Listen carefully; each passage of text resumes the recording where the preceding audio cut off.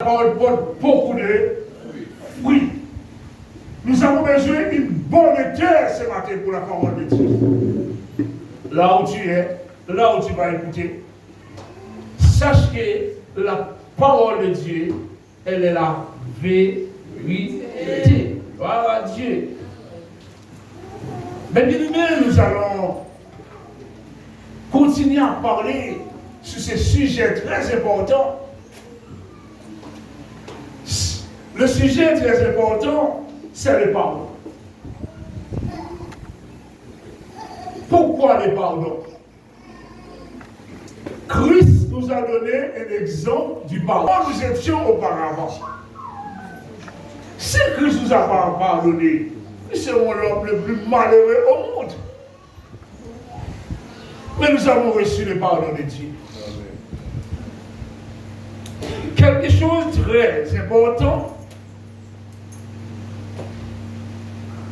La première chose que nous devons faire, nous devons apprendre à se pardonner soi-même.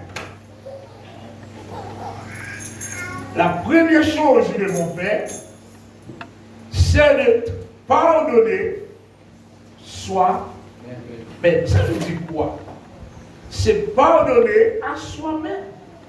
Si tu n'arrivais pas à pardonner toi-même, comment pardonner les autres? Alléluia. Si tu n'arrivais pas à pardonner toi-même, comment pardonner à ton prochain? Souvent, nous avons ces problèmes en nous. Nous n'arrivons pas à nous pardonner. Nous-mêmes, ta propre vie, tu as besoin d'apprendre à pardonner toi-même. Et quand tu vas pardonner toi-même, tu vas sentir ta relation sera changée avec les autres. Le moment où nous laissons le diable nous culpabiliser de nos passés. Ou non. Il nous montre nos passés, et quand nos passés reviennent à nous, on se condamne nous-mêmes. Non, mes bien-aimés, nous devons apprendre à nous pardonner nous-mêmes. Amen. Amen. Amen. Amen. Amen. Apprenez à nous pardonner, nous. Vous savez, il y a des hommes qui n'ont jamais pardonné lui-même. Il est révolté contre sa propre vie.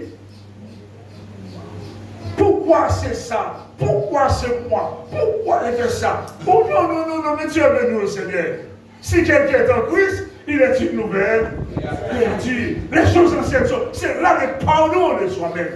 C'est savoir que tu es venu au Seigneur, tu es une nouvelle créature, une nouvelle personne. Les choses anciennes sont passées. On a arrêté un homme qui est rentré dans une église à Haïti cette semaine. C'était un gang, mais il a tué plusieurs personnes. Maintenant, il s'est donné, c'est pas l'autre, vous connaissez, non, c'est un autre. Mais bien aimé. Et il est entré dans l'église pour témoigner, bien cravaté, bien costumé. Lorsqu'il est entré dans l'église pour aller témoigner, la police est venue le prendre là. La police a dit, écoutez-moi, je sais que Dieu pardonne, mais vous avez un problème avec la police. On a été prendre les gars dans l'église. On a longtemps été chercher, tu as des problèmes avec nous. Nous savons que Dieu pardonne, mais la loi doit faire son travail. On va apprendre maintenant à nous pardonner nous-mêmes. La délivrance, même si l'homme l'a arrêté, mais il doit apprendre à se pardonner lui-même. Mais bien aimé, le pardon, c'est une bénédiction. Le pardon. Et nous allons appuyer sur un manque de pardon. Le manque de pardon nous conduit à la séduction spirituelle. Le manque de pardon nous conduit à la séduction spirituelle et la séduction à l'immoralité. Dis-moi l'état de quelqu'un qui ne pardonne pas. Quelqu'un qui ne pardonne pas. Sache ce matin que le pardon transforme nos relations avec les autres. Notez bien, le pardon transforme nos relations avec les autres.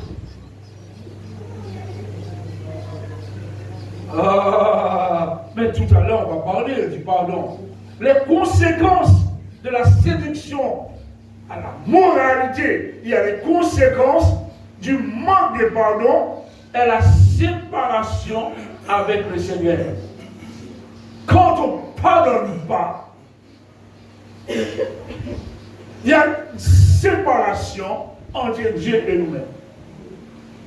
Vous savez, le manque de pardon, de ne pas pardonner, c'est un péché. Ou non? Vous ne savez pas ça? Quand tu ne pardonnes pas, tu es de la désobéissance. Mais tu dois prier, demander à Dieu de m'aider à pardonner. Vous savez pourquoi je l'ai dit? D'après le verset qu'on a lu dimanche dernier. Père, pardonnez nos offenses comme nous pardonnons aussi. Regardez, nous demandons pardon à Dieu. Si on demande au Seigneur de pardonner nos offenses, mais bien aimé, c'est parce qu'on a péché contre Dieu. Attention, j'essaie de payer clair. Si on a dit Seigneur de pardonner nos offenses, c'est parce que nous avons péché contre lui. Qu'est-ce qui nous empêche de pardonner? C'est le diable. Parce que lui, il ne pardonne jamais. Amen, amen. Il sait, mes bien-aimés. Si nous n'arrivons pas à pardonner, on n'aura pas de place à côté du Seigneur. Alléluia. D'après l'évangile. D'après l'évangile. Le manque de pardon nous conduit à l'amertume. Ou non? Le manque de pardon nous conduit à l'amertume, nous isole et brise nos relations. Vous savez, les dégâts, le manque de pardon peut faire, il nous conduit premièrement à l'amertume. Quand on ne pardonne pas, quand on n'arrive pas à pardonner, même il m'écoutez bien ce que la parole dit ce matin. L'amertume rentre au fur et à mesure de ton cœur. Plus tu retiens le pardon en toi, plus le cœur rempli de la mer. Mais ce diable, c'est ça qu'il va faire. Il va te rendre en mer tous les jours. Il va faire remonter le passé chaque jour. Et chaque fois, le passé est monté, l'amertume est devenue plus costaud.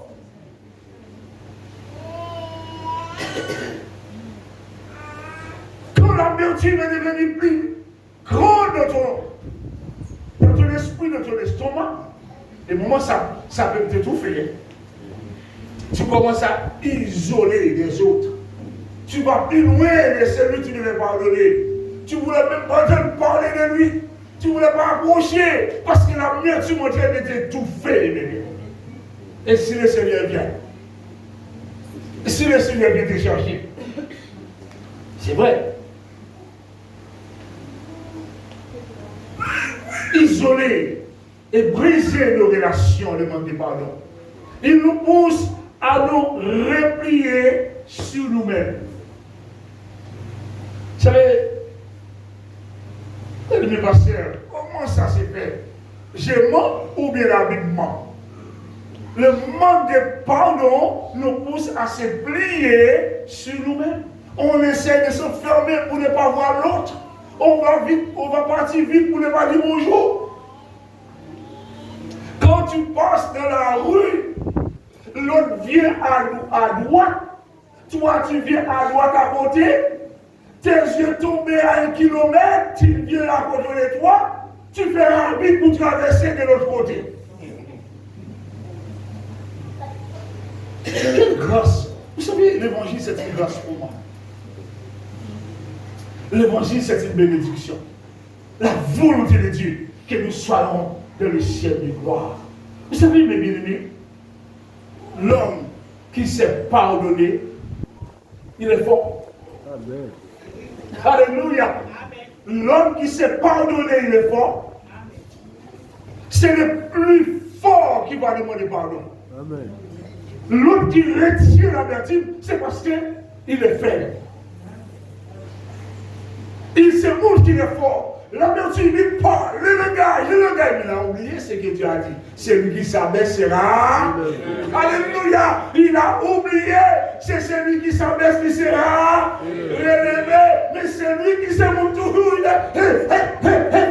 Laissez le gars, il est celui qui sera.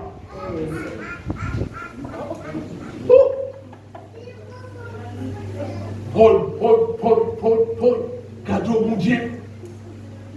Vous savez, mes bien-aimés, j'ai fait une action pas longtemps, l'année dernière, après 17 ans par là. J'ai fait une action, j'ai appelé un pasteur, mes bien-aimés, je sentais qu'il avait un problème pour Dieu depuis longtemps. Et lui, chaque fois, il disait aux gens, il faut que je vois passer la guerre, mais il n'arrive jamais. Et quand il me voit, il répète la même chose, mais il n'est pas capable de m'appeler. Un jour, pendant que je faisais un peu de peinture, le Saint-Esprit me disait, écoutez-moi, tu vas descendre. Tu laisses la peinture, tu vas appeler le pasteur. Voir mon épouse vous dire, j'ai un problème. Le Saint-Esprit est en train de me dire, c'est toi qui vas appeler le pasteur, tu vas descendre. Bien aimé, j'ai oublié ce qu'il a dit de moi. J'ai oublié ce qu'il a fait de moi. J'ai oublié comment il était. C'est l'homme, c'est l'homme. Bien aimé, vous savez, lorsque j'ai appelé notre foyer, j'ai dit, donne-moi le numéro de téléphone. Tantôt, je ne l'ai fait parler, je ne vis pas. Tantôt, je m'ai obéi à la voix du Seigneur, je ne vis pas. J'ai appelé notre frère, à fond de foi. J'ai dit, est-ce que tu connais le téléphone de tel pasteur? Il m'a dit de chercher pour toi. Il a cherché le numéro de téléphone. Il l'a envoyé pour moi. J'ai appelé le pasteur. Mais bien aimé, c'était une délivrance. Ça l'a libéré. Alléluia. Mais bien aimé, il a dit, mais c'est pas un petit travail que tu as fait là. C'est pas une petite chose que tu as fait là. Après, il est venu jusqu'à moi. Et à la suite, moi, les soeurs, il m'a invité dans un moment ensemble. Amen. Vous savez, notre relation doit être comme ça. Le Seigneur Jésus, il a prié afin que nous soyons unis. Mais qui nous a désunis aujourd'hui? C'est Satan, le diable. Il demande de pardon, il envoie dans le foyer, il brise le gouvernement, il brise la sécurité sociale, il brise la mairie, il brise le foyer, il brise l'église, il met la division, il met la séparation, on est isolés les uns les autres, et l'amertume commence à entrer. Mais pardon, et pourquoi est-ce que tu pardonnes pas, tu es faute, non? Dis tu es fort, non, mon frère, ma chère. C'est pas parce que tu pardonnes pas, tu vas dire, mais pas vrai, non? Le Seigneur, tu peux être comme le plus faible. Mais quand tu obéis à ton papa, Jésus, quand tu obéis à la parole de Dieu, oublie toi-même. Oublie-toi. Mais bien aimé, ton pardon peut sauver une multitude des hommes. Ton pardon peut sauver une famille. Ton pardon peut sauver ta famille. Nous approchons plus loin de la parole de Dieu. Il nous pousse à nous replier sur nous au fil. Je ne sais pas que le fois me voir. J'essaie de partir vite, mes bien-aimés.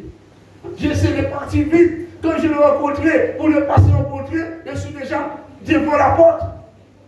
Je ne mets plus sur moi-même, je ne me sens pas à l'aise. Vous savez, quand je travaille le monde de parole, parfois même dans le foyer, les couples dorment dos à dos parce qu'ils l'un ne veut pas pardonner l'autre. Oui ou non, l'église, on se donne dos à dos, on revient sur le passé, parce qu'on ne veut pas pardonner. Mais quand on est un enfant, je parle pour les enfants de Dieu aujourd'hui. La Bible est en train d'enseigner les enfants de Dieu.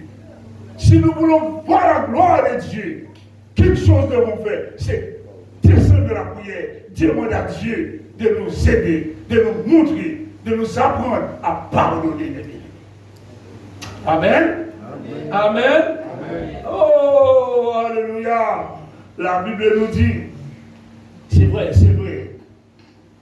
Il nous pousse à nous replier sur nous-mêmes, à nous méfier. C'est le travail du pardon. On s'est méfié. Ou non, ou non. Ou non. On s'est méfié. Oh, le manque de pardon, on s'est méfié. On n'a plus de confiance en nous, on s'est méfié. Jalousie rentre, querelle rentre, nausée rentre. Et à ce moment, les diables ont préparé quelqu'un de prévu. Et tel a dit oui, pour augmenter la mer du mentoir. Mais sache que nous sommes des enfants de Dieu. Sache que Dieu nous a dit. Méfiez des autres, les uns les autres, jusqu'à craindre les uns les autres. Il a peur de nouvelles offenses. On a peur qu'on ne puisse pas dire encore de nous. Écoutez-moi, ça me fait plaisir. Ça. Alléluia. Ça me fait plaisir d'entendre. Un homme de Dieu disait, je vais vous payer de me critiquer. Je vais vous payer de me parler mal dans l'église. Plus vous me critiquer, plus Dieu me bénit. Alléluia. L'homme de Dieu, il était dans une grande assemblée. Il a dit, continuez à me critiquer. Continuez à me parler mal. Plus vous me critiquez, plus Dieu est en train de me relever. Alléluia. On a peur. Le manque de pardon nous a séparés de l'autre, mes bien-aimés. Le manque de pardon. Pourquoi on a peur une nouvelle offense? On ne veut pas qu'on nous a offensé encore. Mais plus on t'a offensé, plus tu es béni. La personne qui te parle mal, c'est une porte de bénédiction, elle ouvre pour toi. C'est pas ça? Alléluia. Mais laisse parler les autres. Laisse parler les gens qui aiment dire ça. Souvent j'ai entendu un amateur à la radio qui disait, mais laisse parler. Laisse parler les gens. Celui qui est mort. Qui joue à la guitare. Heureux. C'est ça. Avant de toucher le verset, dans la Bible, on va prendre, c'est pas ce m'a fait, mais le verset dans la Bible, c'est dans Matthieu. Je vais vous encourager. Jésus, lorsqu'il a commencé, par le sermon sur la montagne. Il a parlé des béatitudes, de la vie des chrétiens, mes bien-aimés. Et écoutez bien ce que la Bible nous dit dans Matthieu chapitre 5.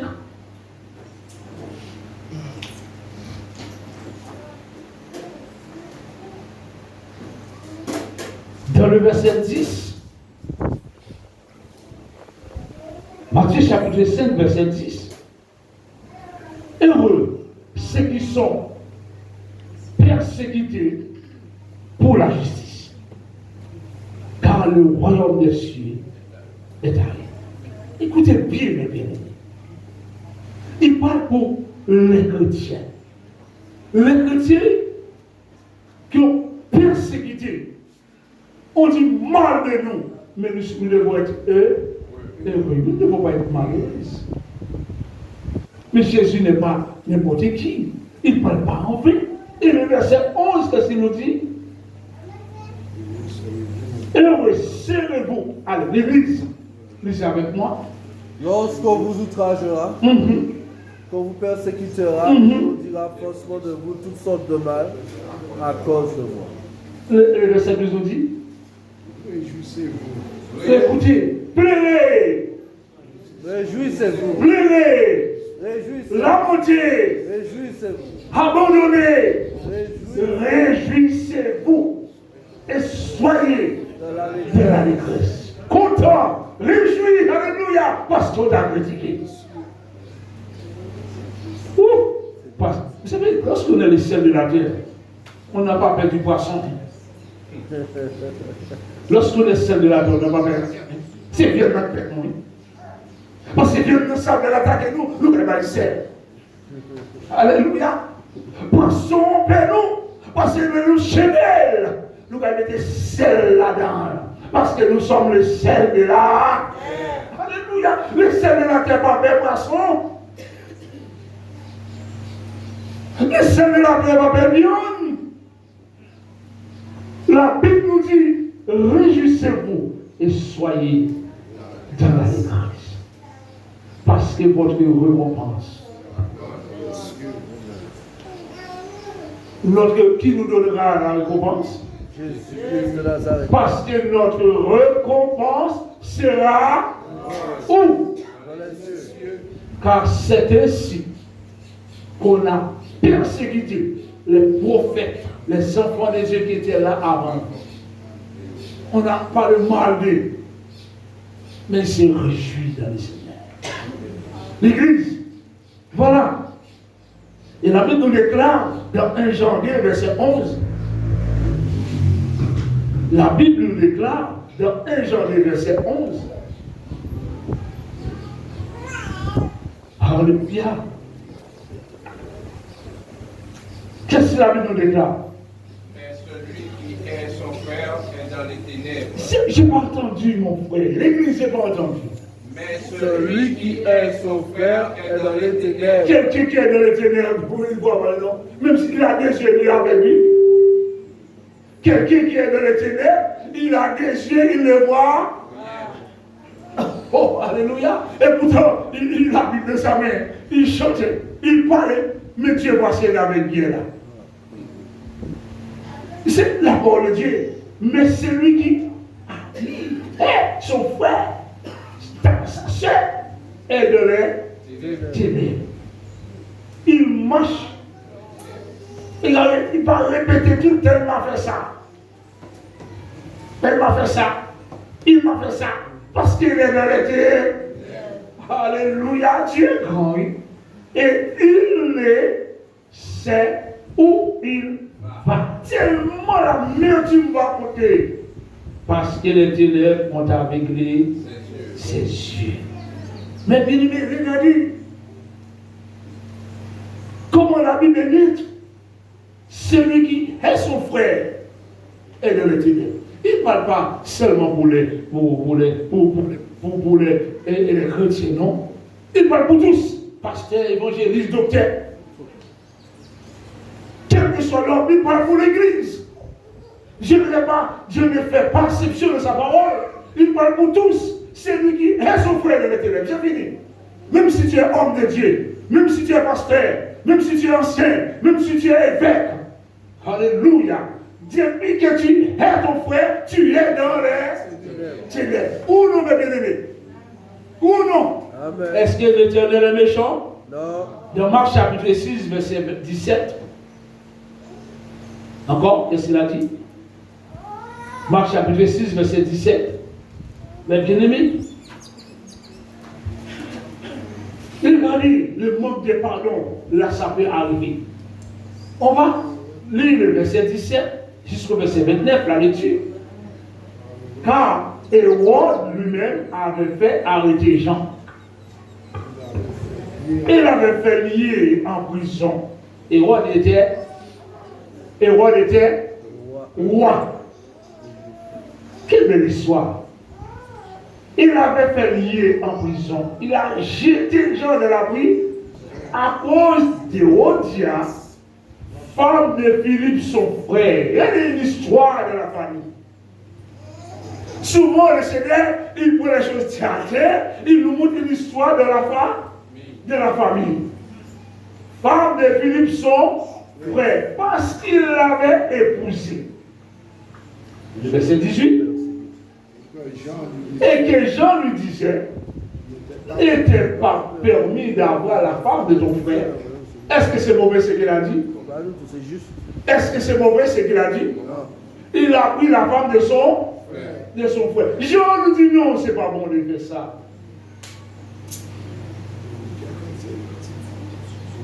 Hérodia était irritée. Hérodia, c'était qui? La femme de Philippe, son frère. C'était la femme de Philippe, son frère.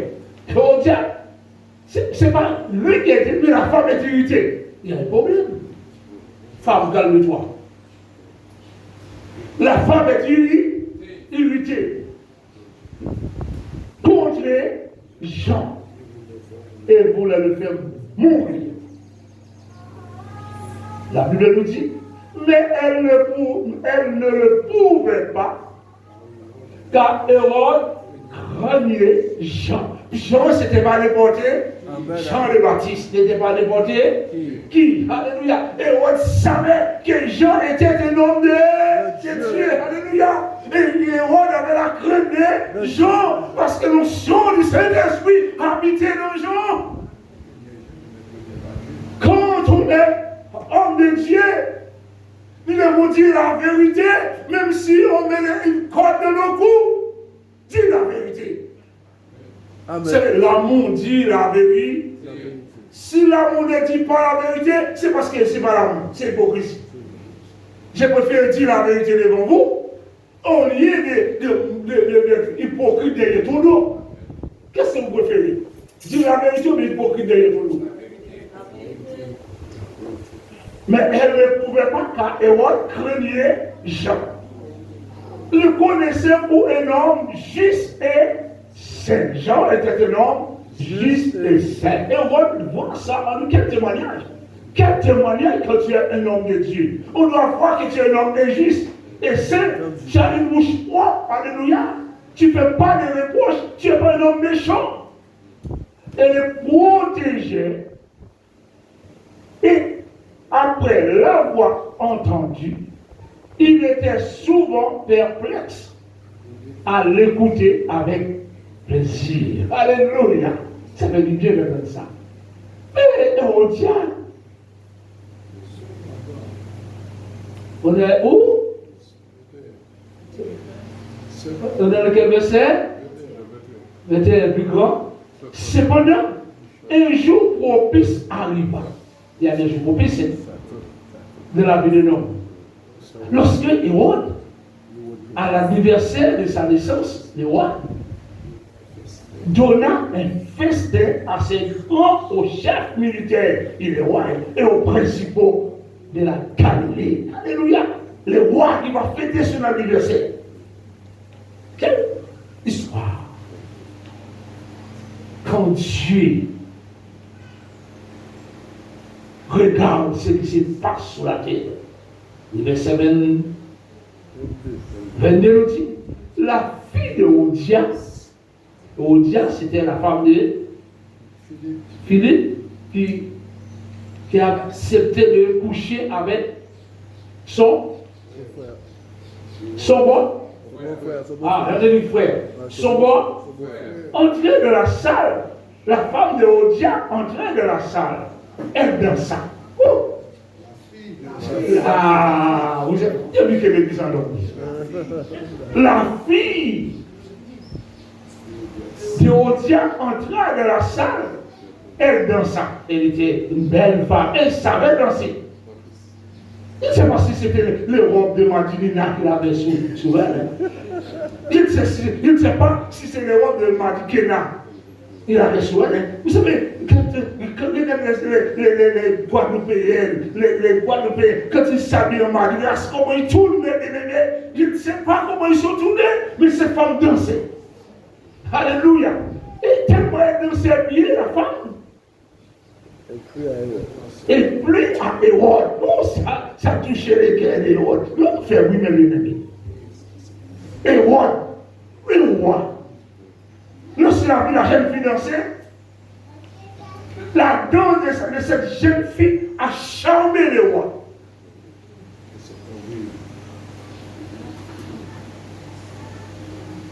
Et ses conviés, les autres invités qu'il avait avec lui, tous sont pris dans le piège. Le roi dit à la jeune fille, les hommes,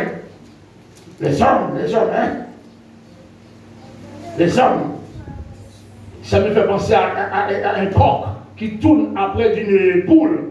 C'est les hommes, mes bien-aimés.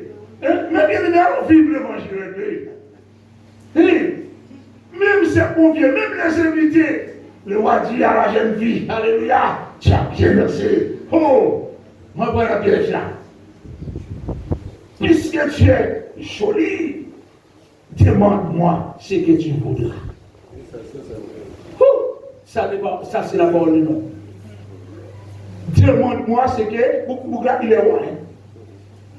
Lorsque un roi reste là, dit quelqu'un, ça peut faire penser à qui? Ça peut faire penser à qui?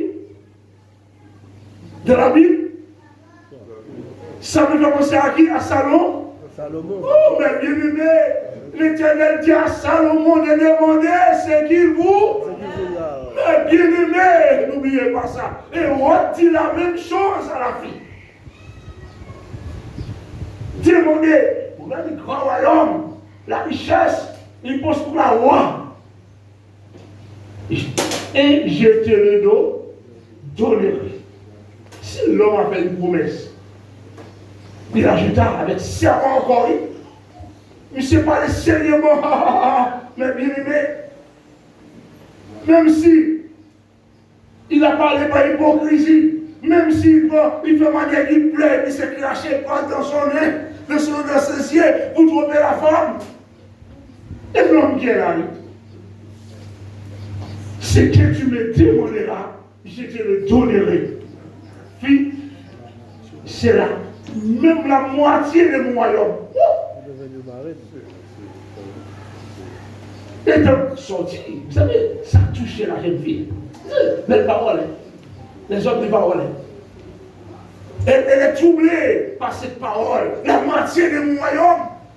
Elle dit, mais un roi va me donner la moitié. Laisse-moi aller voir maman. Jeune fille, laisse-moi aller voir maman. Il est sorti dehors, tête de chaud.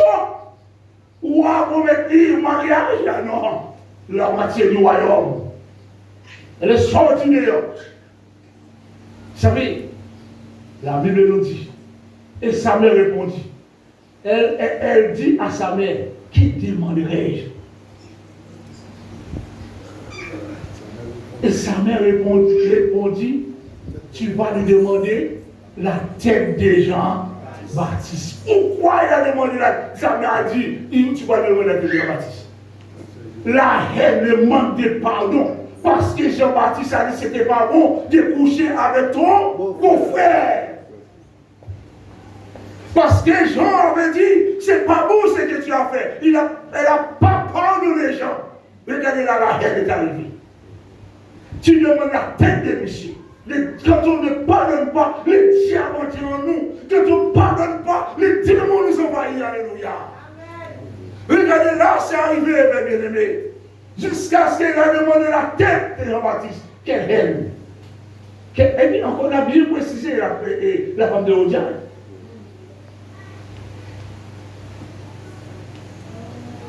Elle a bien précisé. Oui, c'est demandé dans le live. Et sa mère répondit, la tête des gens. Et s'empressa, la jeune fille, d'entrer aussitôt vers le roi. Et lui fit cette demande. Il a obéi maman. C'est la haine commençait par infecter la famille. Demandez pardon, rentrez. Elle a obéi à maman.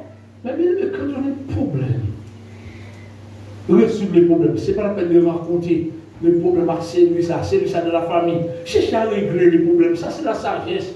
Quand tu racontes à tout le monde et puis les muscles on les bien, tu te sens honte. Régler les problèmes. Arrêtez, les enfants de Dieu doivent l'un à parler et pour pas écouter et à prier plus davantage. Alléluia. Parce que nous ne sommes pas n'importe qui. La Bible nous dit cette demande, je veux que tu me donnes à l'instant.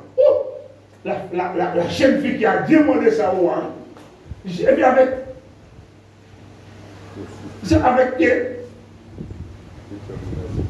c'est pas, il a demandé tout de suite, il a dit, mais bien aimé, à l'instant, tu me donne à l'instant sous un plat la tête de Jean-Baptiste. La haine. Le verset 27 nous dit, le roi fut attristé. Mais il savait qu'il était Jean-Baptiste. Il savait que Jean-Baptiste était mal demandé qui. Mais il est étonné, c'est la tête de Jean-Baptiste qu'il a demandé. Alléluia. Le roi a des problèmes. Le roi, mais étant roi, il doit garder la promesse. Mais à cause de ses serments et de ses convives qui étaient là, il ne voulut pas lui faire un refus.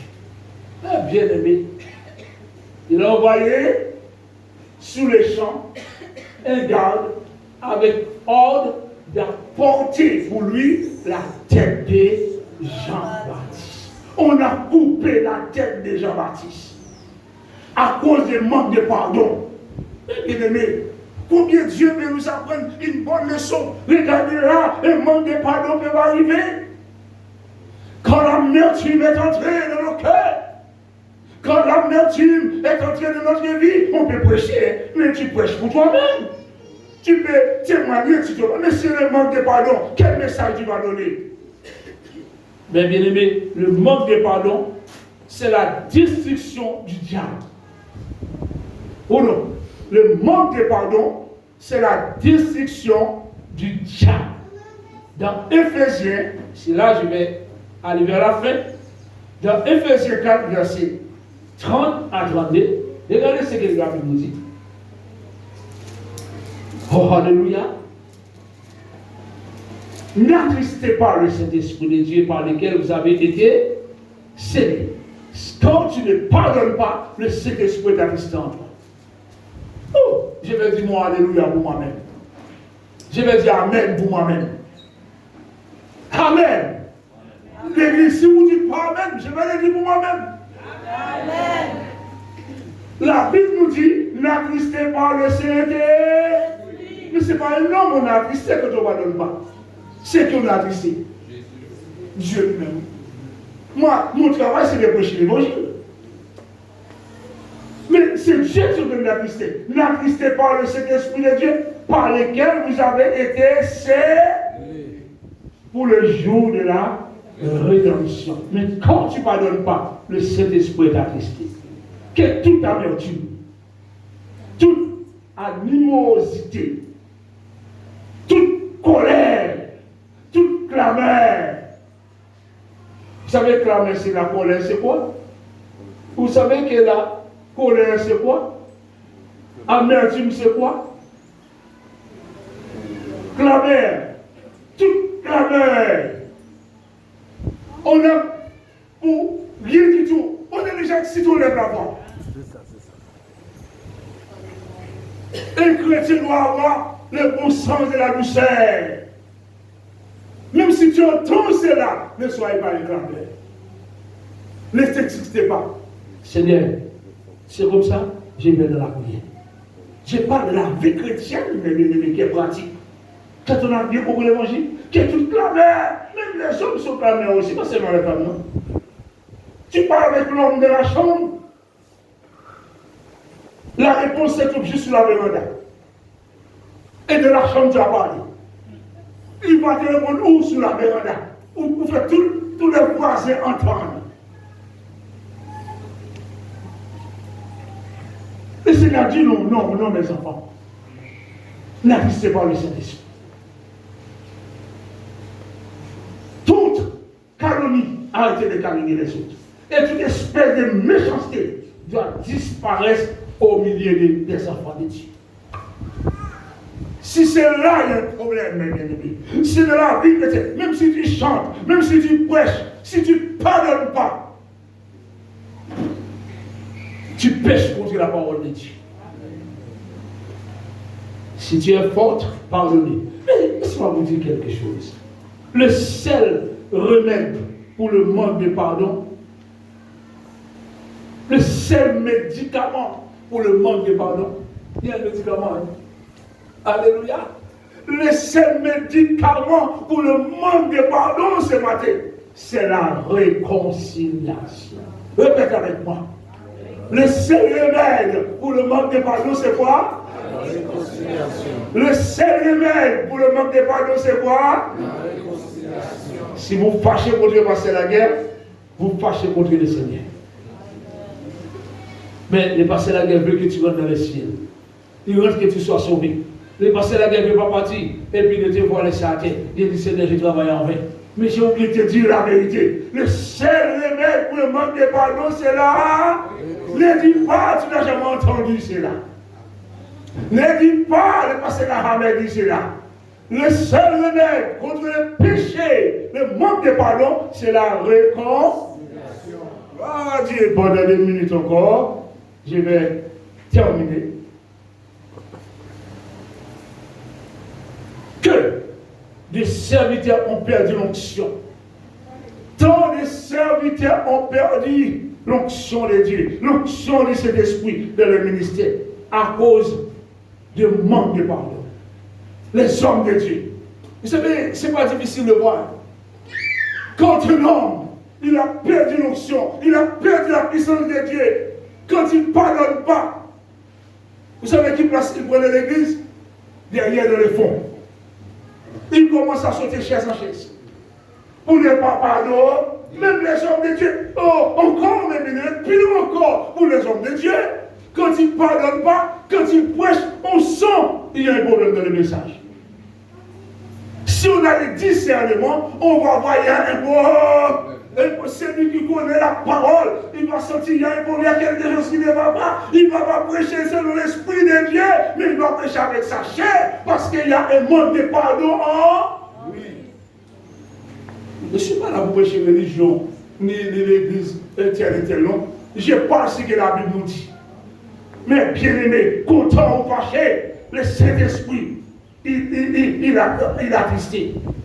Mais bien aimé, c'est un péché qui conduit à la mort spirituelle. Le manque de pardon, c'est un péché qui conduit à la mort spirituelle. On va courir, aller là où tu veux.